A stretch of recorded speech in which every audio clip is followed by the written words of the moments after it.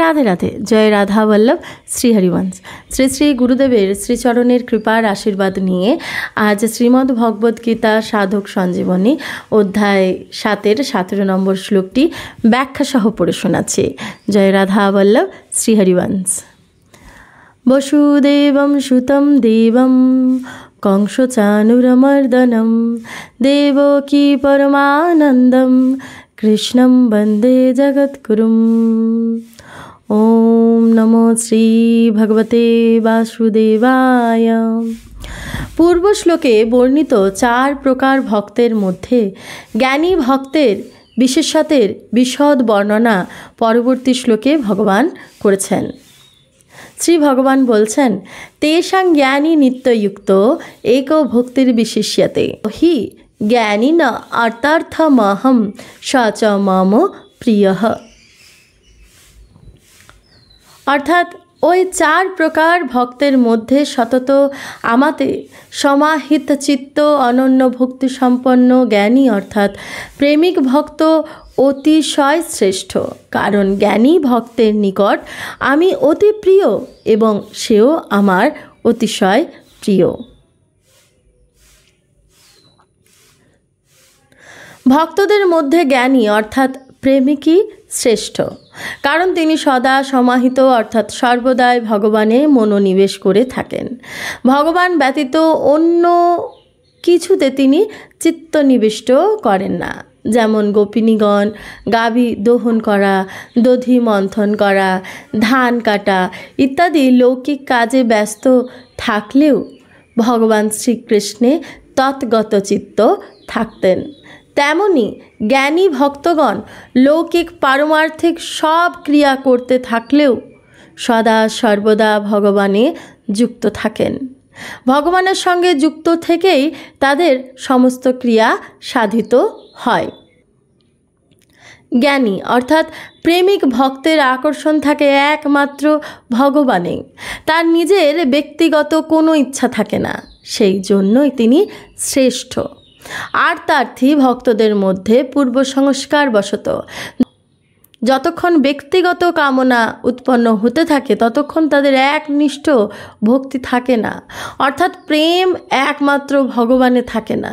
কিন্তু সেই ভক্তদের মধ্যে এই ইচ্ছাগুলি দূর করার প্রবণতা দেখা যায় এবং ক্রমে ইচ্ছা সর্বতভাবে দূর হলেও এই ভক্তগণ ভগবানের প্রেমিক ও প্রেমাস্পদ হয়ে ওঠেন। সেক্ষেত্রে ভক্ত আর ভগবানের দ্বৈতের ভাব না হয়ে প্রেমাদ্বৈত অর্থাৎ প্রেমে অদ্বৈত হয়ে ওঠে। 4 প্রকারের ভক্তই ভগবানের নিত্য সমাহিত থাকেন। এদের মধ্যে প্রথম 3 প্রকার ভক্তের মধ্যে কিছু না কিছু ব্যক্তিগত আকাঙ্ক্ষা থাকে। যেমন আর্তার্থী ভক্ত আনুকূল্য চান, আর্তভক্ত প্রতিকূলতা দূর করার ইচ্ছা পোষণ করেন এবং জিজ্ঞাসু ভক্ত তার স্বরূপ বা ভগবত তত্ত্ব জানার আগ্রহ পোষণ করেন। কিন্তু জ্ঞানী অর্থাৎ প্রেমিক ভক্ত নিজের কোনো ইচ্ছা পোষণ করে না, তাই তিনি একক ভক্তি যুক্ত। আমি সেই জ্ঞানী প্রেমিক ভক্তের অত্যন্ত প্রিয়। ভগবান সে কথা বলেছেন। তার নিজের জন্য কিছুই আকাঙ্ক্ষা থাকে না, শুধু আমার জন্য ভালোবাসা থাকে। সেই জন্য তিনি আমার অত্যন্ত প্রিয়। ভগবানের অংশ হওয়ায় সকল জীবই বাস্তবে তার প্রিয়। ভগবানের ভালোবাসায় তার নিজের কোনো স্বার্থ থাকে না। মা যেমন তার শিশুকে পালন করেন, ভগবানও তেমনই কোনো কারণ ব্যতিরেকেই সকলকে পালন করেন, পোষণ করেন। মা যেমন তার শিশুকে পালন করেন, ভগবানও তেমনই কোনো কারণ ব্যতিরেকেই সকলের পালন পোষণ ও বিধি ব্যবস্থা করেন। কিন্তু যে ব্যক্তি কোনো কারণবশত ভগবানের অভিমুখী হয়, তার সেই শরণাগতির জন্য তার প্রতি ভগবানের বিশেষ ভালোবাসা জন্মায়। যখন ভক্ত সর্বতোভাবে নিষ্কাম হয়ে যায়, অর্থাৎ তার মধ্যে লৌকিক পরলৌকিক কোনোরূপ আকাঙ্ক্ষা থাকে না, তখন তার মধ্যে পূর্ণরূপে প্রেম জাগরিত হয়। পূর্ণরূপে প্রেম জাগরিত হওয়ার অর্থ হলো প্রেমে কোনো ঘাটতি থাকে না।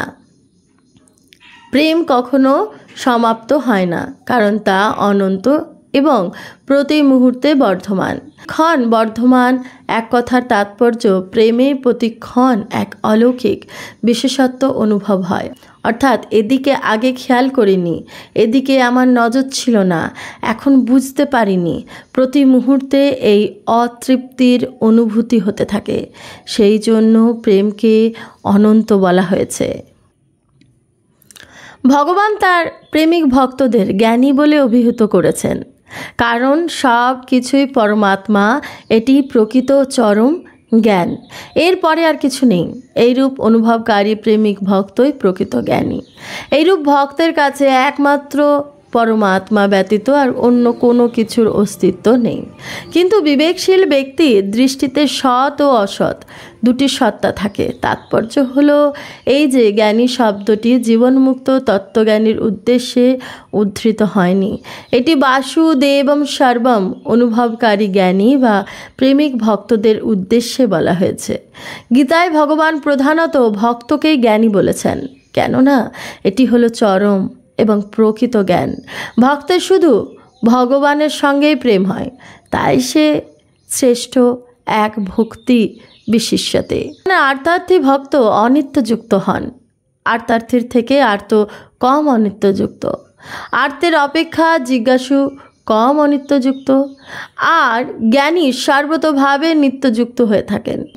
বাসুদেবম সর্বম অনুভূত হলে ভক্ত ভগবান উভয়ের মধ্যে শুধু প্রেমই থাকে। শাস্ত্রে একেই প্রতিক্ষণ বর্ধমান প্রেম, অনন্ত রস ইত্যাদি নামে অভিহিত করা হয়েছে।